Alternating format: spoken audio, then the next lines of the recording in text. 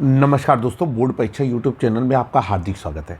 आज हम लोग बात करेंगे कक्षा 10 के मैथ की और एक्सरसाइज जो आपके सामने है वो है एक्सरसाइज 3A। आपको बताना चाहते हैं कि एक्सरसाइज 3 दो चर राशि के रैखिक युग्म समीकरण से संबंधित है और आज की इस वीडियो में हम लोग क्वेश्चन नंबर 9 से आगे वाले प्रश्नों को हल करना शुरू करेंगे। साथ ही आपको ये भी बताना चाहते हैं कि अध्याय ये जो पुस्तक हम आपके सामने इस समय सॉल्व कर रहे हैं ये NCERT बेस्ड पुस्तक है जिसके राइटर का नाम है डॉक्टर मनोहर रे। समय व्यर्थ न करते हुए सीधे चलते हैं क्वेश्चन नंबर 9 की ओर। कहा जा रहा है कि एक व्यक्ति ने कुल 75,000 रुपये की पूंजी लगाई।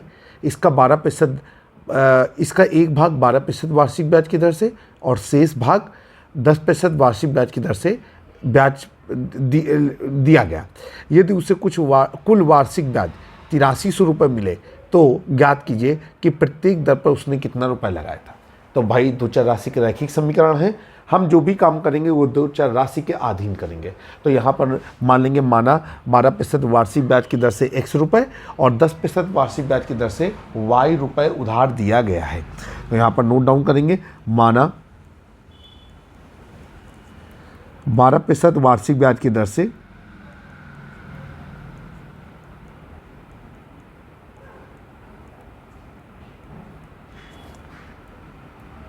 x रुपये व 10%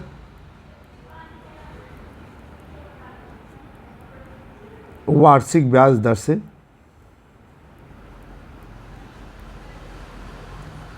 y रुपये दिया गया है। अब नीचे हम लिखेंगे चूंकि कुल धन हमको बताया गया है कि कुल धन जो है वो 75,000 रुपये है, तो हमने यहाँ पर लिख दिया 75,000 रुपये। जब उधार दे दिया जाएगा तो ये कुल धन x धन y के बराबर हो जाएगा जो 75,000 रुपये के बराबर है। समीकरण नंबर हो गया 1। आगे चलेंगे, अब बात करते हैं ब्याज की। तो यहाँ पर लिखेंगे कि 12x रुपये पर, या ये लिखेंगे 12% वार्षिक ब्याज की दर से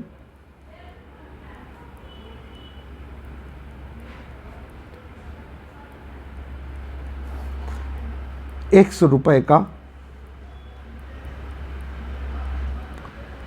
एक वर्ष का साधारण ब्याज, और ब्याज बराबर हो जाएगा मूलधन गुणे दर गुणे समय बटे 100। मूलधन हमारा कितना है? मूलधन है हमारा x रुपये, दर कितनी है 12 की, समय 1 साल है और बटे 100। ये हो गया आपका ब्याज 12x बटे 100 और इकाई लगा देंगे रुपए। ये हम क्यों निकाल रहे हैं? क्योंकि प्रश्न के एक शर्त में ये भी कहा गया है कि जब पैसा वापसी आता है तो उसे 8300 रुपये ब्याज के रूप में भी प्राप्त होता है। अब हम लोग नीचे लिखेंगे 10% वार्षिक ब्याज की दर से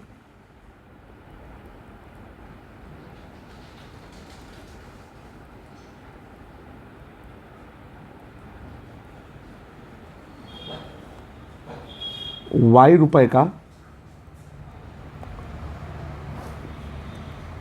एक वर्ष का ब्याज, और ये हो गया ब्याज बराबर मूलधन गुणे दर गुणे समय बटे 100।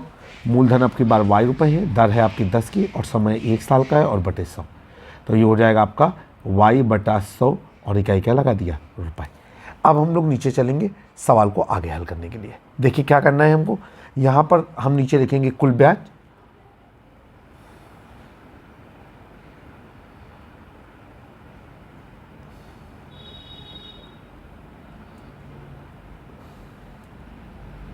बराबर, ये आपको दिया गया है 8300 रुपये। अब देखिए ये एक ब्याज निकल रहा है 12x बटे 100 रुपये और एक ब्याज निकल रहा है y बटे 100 रुपये, और ये हो जाएगा आपका 8300। अब नीचे हो गया आपका 12x धन y बराबर 8300 के आगे 2 जीरो और लग जाएंगे। ये हो जाएगा हमारा समीकरण नंबर 2। ठीक है, अब हम लोग क्या करेंगे कि समीकरण नंबर 1 से x का मान y का मान समीकरण नंबर 2 पे रखेंगे। तो यहाँ पर लिखेंगे समीकरण 1 से, देखिए 8300 के आगे 2 जीरो और बढ़ेंगे ऐसे। यहाँ पर लिखेंगे समीकरण नंबर 1 से, समीकरण नंबर 1 क्या है? x धन y बराबर 75,000 और यहाँ से आ गया y बराबर 75,000 माइनस एक्स। अब ये हो गया आपका कि समीकरण 2 में y का मान रखने पर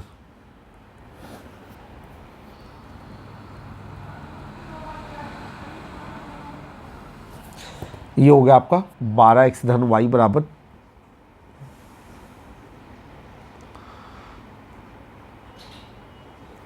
y का मान रख दिया तो ये हो गया 12x धन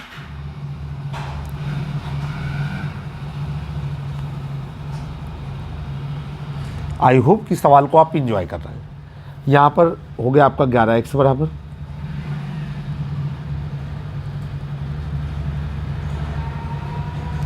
आइए अब इसको हम घटा देते हैं तो ये कितना हो जाएगा हमारा। आप रुकेंगे, हमरा कॉपी पे इसको घटा करके बताते हैं।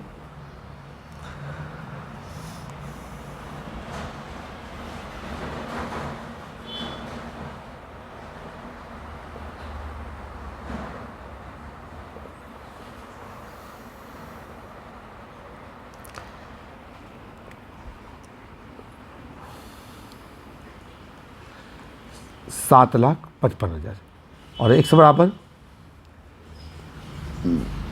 बटे 11 x बराबर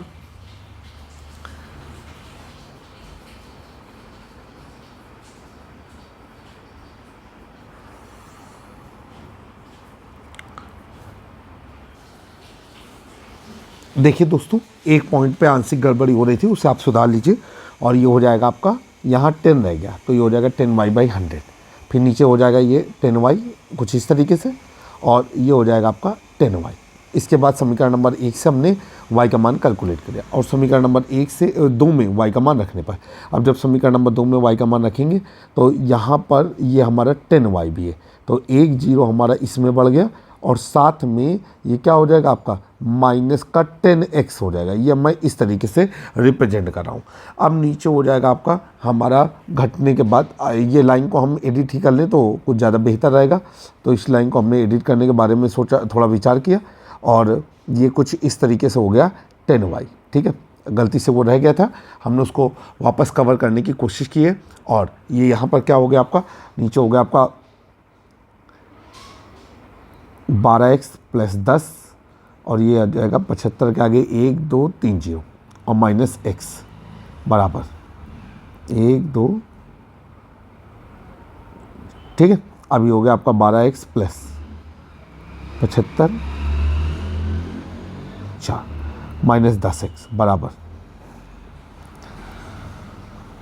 ठीक है, अब आगे चलेंगे। ये हमारा कितना हो गया आपका, ये हो गया हमारा 2x बराबर माइनस, घटा देंगे तो ये हो जाएगा आपका 2x बराबर, देखते हैं घटाने के बाद कितना आ रहा है।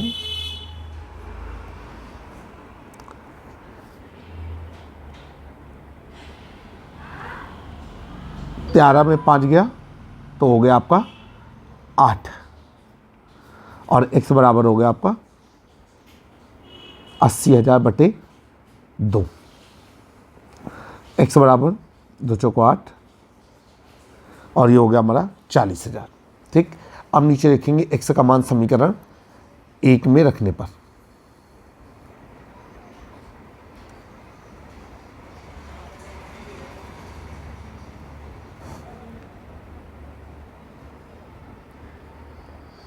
समीकरण 1 है x धन y बराबर 75,000, x धन 40,000 बराबर 75,000 और x बराबर 75,000 माइनस 40,000 और x बराबर हमारा हो गया 35,000। ठीक, अब नीचे हम लोग शुरू करेंगे। नीचे लिखेंगे इसलिए, देखिए फिर यहाँ पर गलती हो रही है और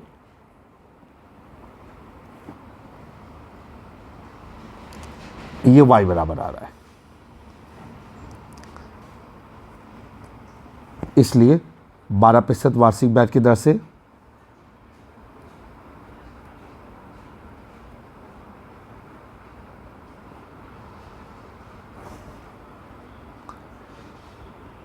दिया गया धन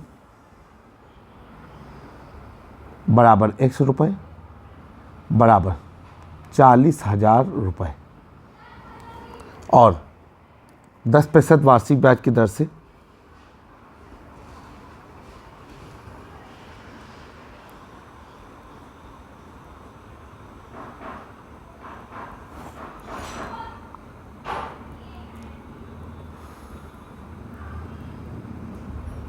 बराबर y रुपये और y का मान क्या हो गया आपका 35,000 रुपये। ये आपका आंसर है। आई होप कि आपने सवाल को एंजॉय किया होगा। ठीक है, अब हम लोग चलेंगे क्वेश्चन नंबर 10 की ओर। क्वेश्चन नंबर 10 में हम लोग क्या करेंगे, क्वेश्चन नंबर 10 भी हमारा क्वेश्चन नंबर 9 की तरह था। अभी हम लोग चलेंगे क्वेश्चन नंबर, ये था हमारा क्वेश्चन नंबर 9 और अब हम चलते हैं क्वेश्चन नंबर 10 की ओर। क्वेश्चन नंबर 10 आपकी स्क्रीन पर।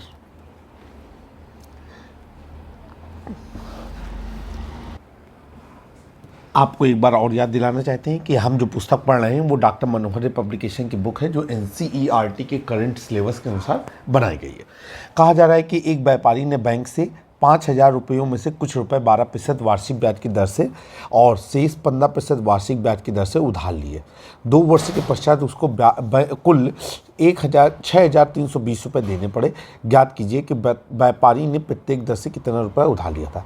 सेम टू सेम पिछले सवाल की तरह है, बस यहाँ पर जो मिश्र धन के रूप में काम दे दिया गया है। तो यहाँ पर हम लोग लिखते हैं और 2 वर्ष का समय है। यहाँ पर हम लोग लिखेंगे हमारा 12% वार्षिक ब्याज की दर से x रुपये और 15% वार्षिक ब्याज की दर से y रुपये उधार लिया गया। तो यहाँ पर नोट करते हैं, माना 12% वार्षिक ब्याज की दर से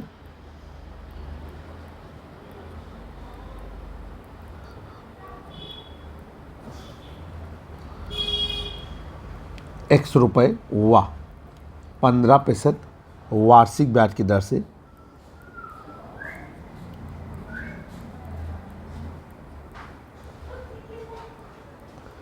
y रुपये उधार लिए गए हैं।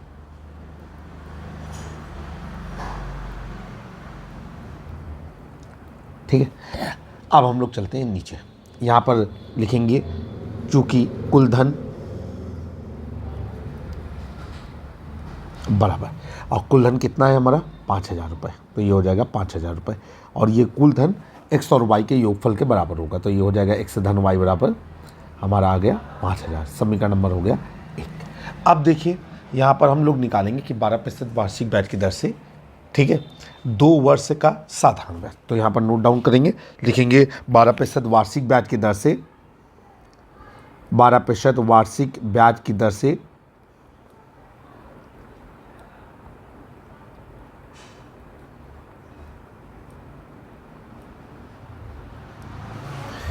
x रुपए का 2 वर्ष का ब्याज। और आपको पता है साधारण ब्याज क्या होता है, मूलधन गुणे दर गुणे समय बटे 100।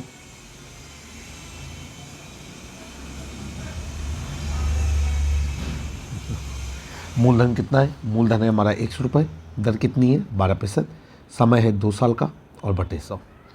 तो ये हो गया आपका 24x बटा 100 और इकाई क्या लगा देंगे रुपए। ठीक है, फिर हम लोग आगे चलेंगे। अब हम लोग क्या करेंगे कि लिखेंगे 15% वार्षिक ब्याज की दर से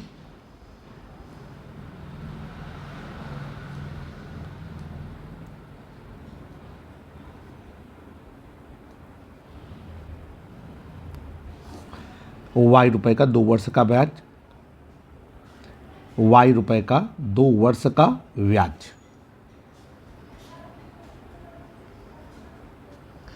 और ये ब्याज बराबर हो जाएगा मूलधन गुणे दर गुणे समय बटा 100। मूलधन कितना है y रुपये, दर कितनी है 15% की, समय कितना है 2 साल का और बटा 100। तो ये हो जाएगा आपका 30y बटा 100 और इकाई क्या लगा दिया रुपए। ठीक है, फिर आगे चलते हैं। अब हमको क्या करना है यहाँ पर सवाल को आगे लगाना है। ध्यान रखिएगा इस चीज़ का कि हम दो चर राशि के रैखिक समीकरण युग्म से सवाल को हल कर रहे हैं, इसलिए हमें दो चर पदों को मानना जरूरी है। एक बात आपको ये भी कहना चाहते हैं कि जब सवाल ये आपके सामने आएगा तो कुछ सवाल ऐसे भी होते हैं कि दो चर राशि के रैखिक समीकरण से भी हल हो जाएंगे और द्विघात समीकरण से भी हल हो जाएंगे। तो अगर उन सवालों में कोई प्रतिबंध ना दिया हो तो आप किसी भी तरीके से सवाल को हल कर सकते हैं। अब यहाँ पर हम लोग लिखेंगे इसलिए कुल ब्याज या कुल साधारण ब्याज बराबर, और ये हो जाएगा आपका 24x/100 धन 30y/100। ठीक है, और इकाई का अलग कर देंगे यहाँ पर रुपए। चलिए आगे चलते हैं। अब हमें क्या करना है, यहाँ पर लिखेंगे चूंकि चक्रवृद्धि मिश्र धन, चूंकि मिश्र धन और मिश्र धन कितना हमको दिया गया है, ये दिया गया है 6,320 रुपये। अब यहाँ पर लिखेंगे चूंकि आपका फार्मूला होता है मिश्र धन बराबर मूलधन धन ब्याज,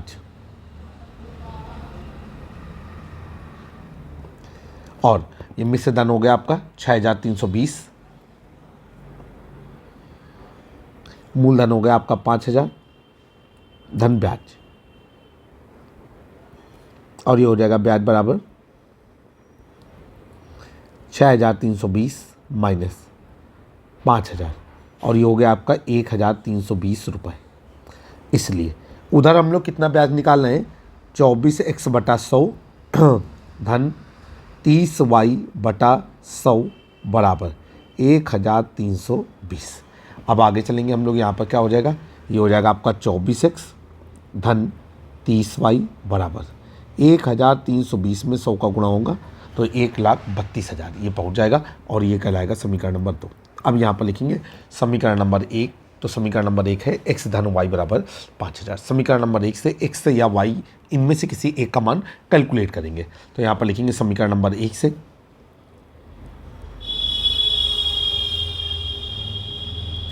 ये क्या है आपका x धन y बराबर 5,000, और ये हो जाएगा आपका x बराबर 5,000 माइनस y।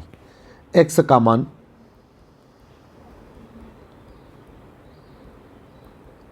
समीकरण 1 में रखने पर, समीकरण नंबर 2 में रखने पर, समीकरण नंबर 2 क्या है आपका 24x धन 30y बराबर। ठीक, अब यहाँ पर हो गया आपका 24, अब ब्रैकेट में ये हो गया आपका 5,000 माइनस y धन 30y बराबर। ठीक, अंदर गुणा करेंगे, 5 को 20 के 0 80 लगा 2, 5 को 20 2 22, 1 2 3 0 माइनस 24y धन 30y बराबर। ठीक, अब ये हो जाएगा आपका कितना 6y बराबर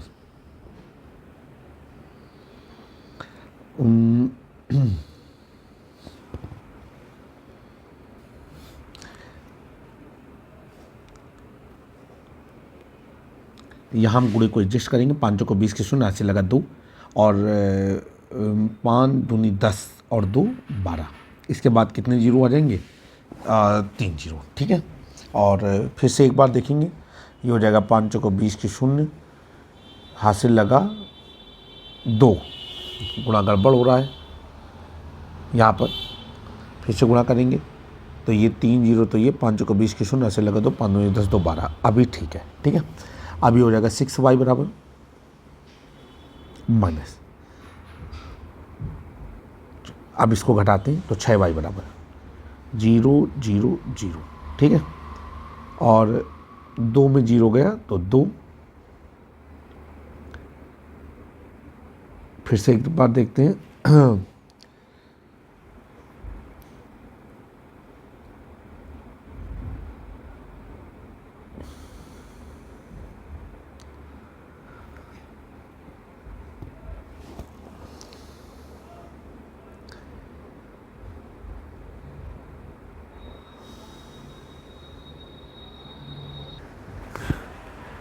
यहाँ पर जो मान आएगा वो आएगा y बराबर 12,000, तो 12,000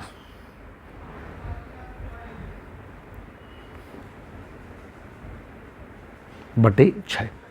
y बराबर 6 दूनी 12, ये हो गया y का मान 2000। y का मान समीकरण नंबर 1 में रखने पर, तो y का मान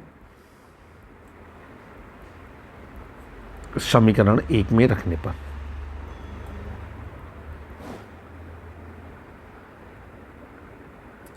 समीकरण नंबर 1 है x धन y बराबर 5000, और ये हो गया आपका x धन 2000 बराबर 5000, और x बराबर हो गया आपका 5000 माइनस 2000, और x बराबर आ गया हमारा 3000। अब हम लोग नीचे लिख सकते हैं, हमने माना क्या था, हमने माना था कि 12% वार्षिक ब्याज की दर से x रुपये और 15% वार्षिक ब्याज की दर से y रुपये लिया गया है।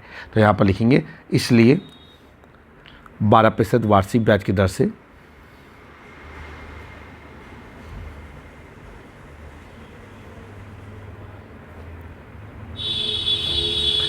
लिया गया धन बराबर x रुपये बराबर 3000 रुपये, और फिर नीचे 14% वार्षिक ब्याज की दर से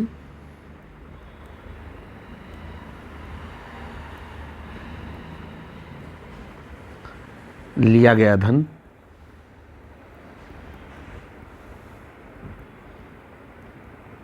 बराबर y रुपये, और y का मान आ रहा है 2000 रुपये।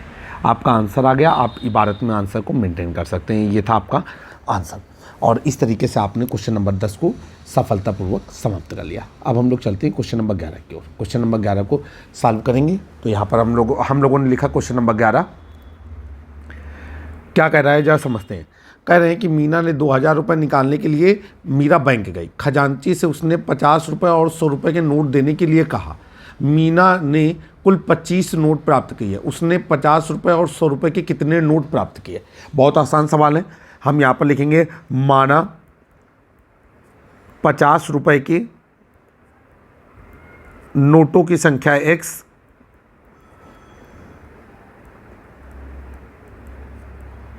व 100 रुपये के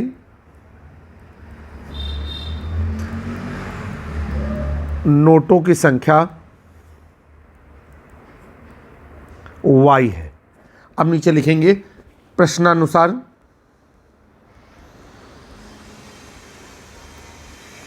कुल नोटों की संख्या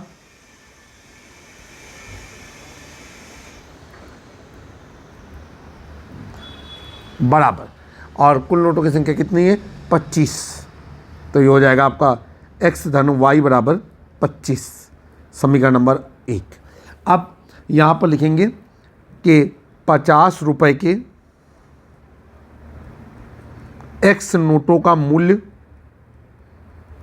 भाई 50 रुपये के x नोट हैं तो ये कितने रुपए बने जा करके, तो ये हो गए आपके 50x रुपये, और 100 रुपये के y नोटों का मूल्य बराबर, ये हो जाएगा आपका 100y रुपये। ठीक है, अब आगे चलेंगे, नीचे लिखेंगे इसलिए कुल मूल्य बराबर। अब कुल मूल्य हो जाएगा आपका 50x धन 100y, और ब्रैकेट में कर देंगे रुपए। अब यहाँ पर निकालेंगे, लिखेंगे कि कुल निकाला गया धन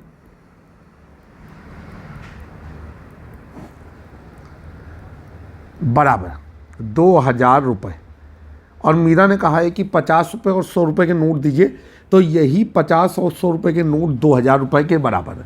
तो ये हो जाएगा आपका 50x धन 100y बराबर 2000।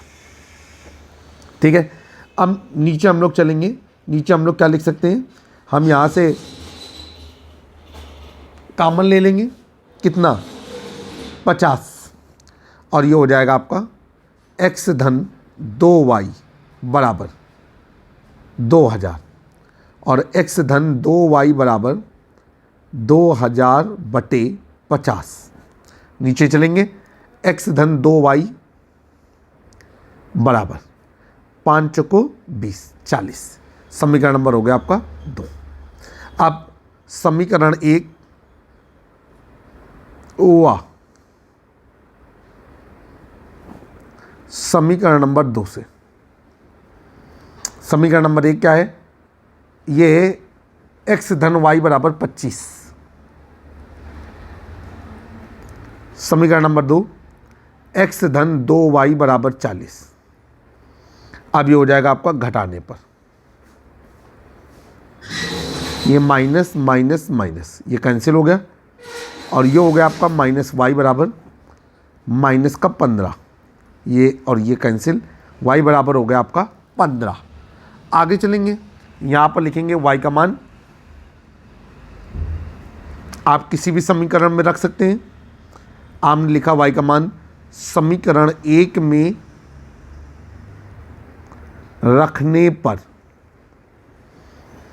तो ये है आपका x धन y बराबर 25, x धन 15 बराबर 25 और x बराबर 25 माइनस 15 और x बराबर कितना हो गया आपका 10। नीचे लिखेंगे इसलिए मीरा को प्राप्त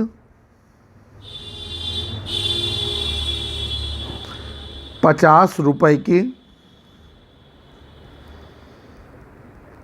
नोटों की संख्या बराबर x बराबर 10 और फिर 100 रुपए के नोटों की संख्या बराबर y बराबर 15। यह आपका आंसर हो गया। आप नीचे लिख सकते हैं कि मीरा को बैंक से 50 रुपए के 10 और 100 रुपए के 15 नोट प्राप्त हो रहे हैं। आशा करते हैं कि आज के जो वीडियो में हमने क्वेश्चन नंबर आपको सॉल्व कराए वो आपको बेहतर और अच्छी तरीके से समझ में आए होंगे। क्वेश्चन नंबर 9, 10, 11 इस वीडियो के माध्यम से समझाए गए हैं। जल्द ही एक नए वीडियो में फिर से मुलाकात होगी, तब तक के लिए नमस्कार। अगर आपको चैनल पसंद आए चैनल को सब्सक्राइब कर लें, बेल आइकन दबाना ना भूलें। आपको याद दिलाना चाहते हैं कि कक्षा 9 और कक्षा 10, 11, 12 के मैथमेटिक्स के NCERT और सभी प्रमुख राइटर्स की बुक का सलूशन हम आपको अपने YouTube चैनल के माध्यम से उपलब्ध कराएंगे। तमाम एक्सपर्ट राय और सजेशन भी आपको देंगे, जिससे तमाम कॉम्पिटिटिव एग्ज़ाम और एकेडमिक एग्ज़ाम, बोर्ड एग्जामिनेशन आप आसानी से सॉल्व कर सकें। जल्द ही आपसे मुलाकात करेंगे। नमस्कार।